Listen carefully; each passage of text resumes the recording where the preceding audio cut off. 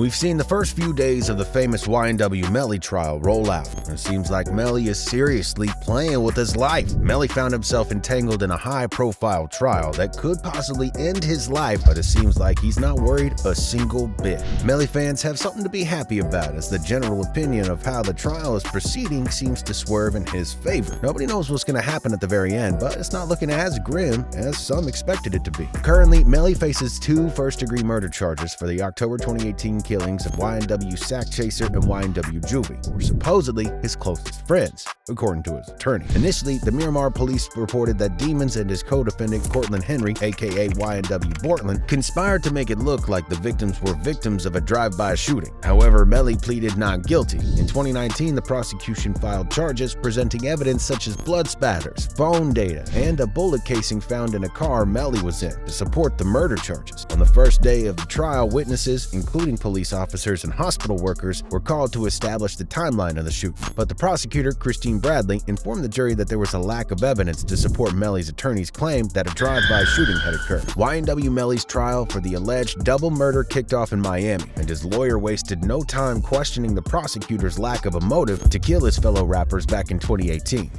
3 years after arresting this young man and sticking him in a cell.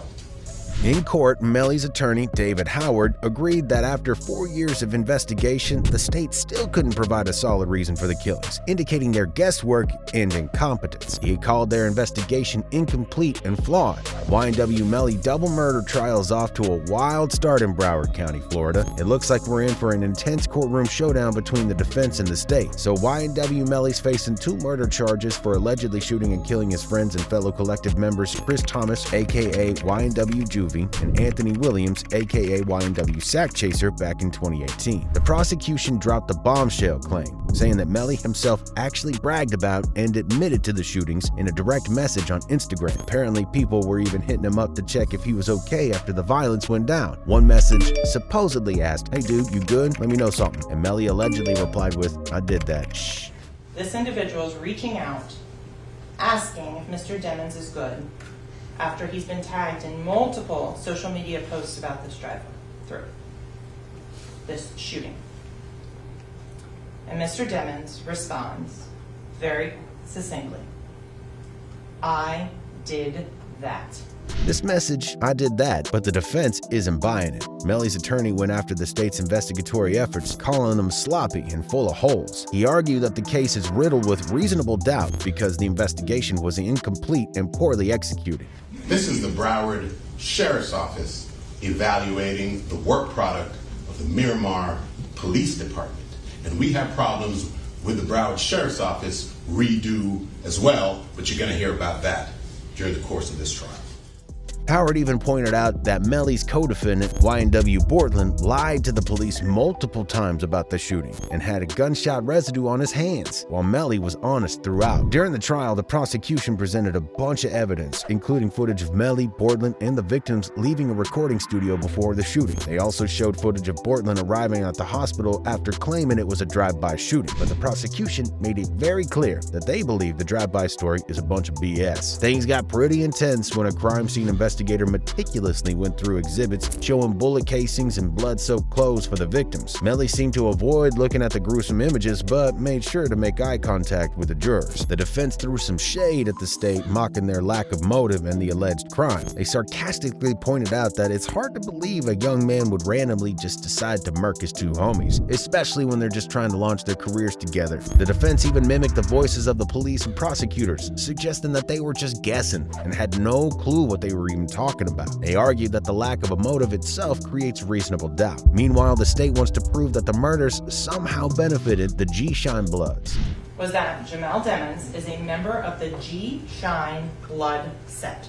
They claim that Melly's actions furthered the interests of this criminal gang. They didn't explain exactly how the killings helped the gang, but they made it clear that this trial isn't just about music videos or lyrics. It's about the defendant actually taking 2 lives. A lot of fuss online was started after the first day of the trial. Some thought the prosecutor had one up on Melly, and others weren't so convinced. But this is just the beginning, and as y'all know, anyone can say whatever they want in the beginning. What matters is evidence, and that only comes later. To all those saying there's no evidence, defense, this is the opening statement. There does not have to be at present time, and all of these claims will be reaffirmed with evidence later on in the trial. Additionally, she alludes to having much evidence on hand that she is prepared to showcase at the right time. But day 2 brought some real drama to the table. It's time to talk about witnesses, and the prosecutors wanted Juvie's mom to take the stand. The court had witnesses testify, but then the state and the defense had a big argument about whether the victim's mom should identify her son. The defense didn't want her to testify because they thought it would mess with the jury's heads. So they showed the jury some footage of Melly, Bortland, and the victims leaving a recording studio before the shooting. And they even had more surveillance footage from inside and outside the studio. Gotta give the jury the whole picture, right? Then they brought in the crime scene investigator.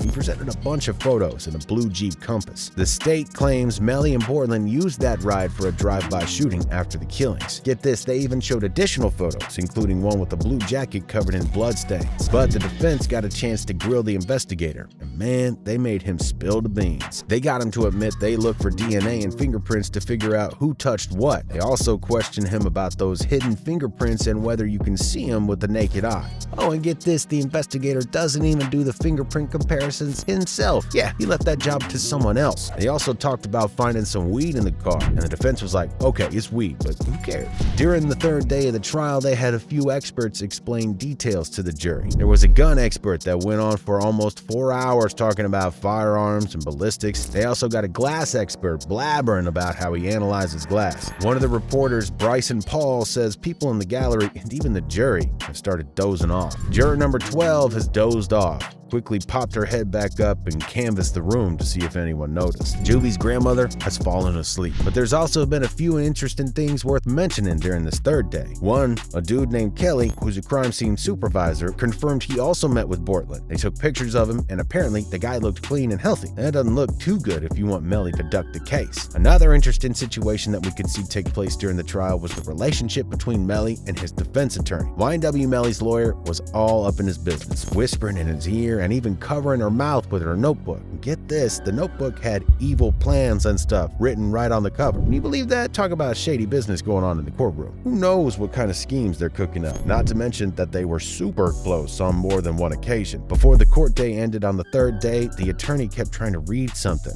and she got right in Melly's face. And they constantly kept whispering things to each other during the hearing of Bortland's interrogation audio. Some might think that's funny, but real people know well that this ain't no joke. Everyone can see what they're doing, and the fact that they ain't taking matters seriously is disappointing for a whole lot of people. Remember, if Melly gets convicted, the death penalty is an option. He's clearly playing with his life here, y'all. These comments tell you all. That defense woman's behavior is very unprofessional and inappropriate. I saw the judge scoping her too. I ain't gonna hold you. All that playing around and not taking this serious, the jury has to see what we're seeing. He really playing with his life. Melly smiling with his lawyer the whole time is completely inappropriate. Doesn't help him at all and will come back to bite him. The jurors see all of that. Meanwhile, Juvie's dad is convinced that Melly is the one who took both of his sons and sacked Chaser's life. He did it for the pettiest reasons imaginable too. All for the bag, man. I think Melly didn't want to give them guys nothing. He wanted to be the only one to shine. How do you think this trial is going to play out in the end? And do you think the evidence will be persuasive enough for the jury to find Melly guilty? Let us know what you think down in the comments section below. Thanks so much for watching until the very end. If you enjoyed the video, make sure to drop a like, click that subscribe button, and stay tuned for more hip-hop related videos. You know the drill, man. Always keep it RIZZLE.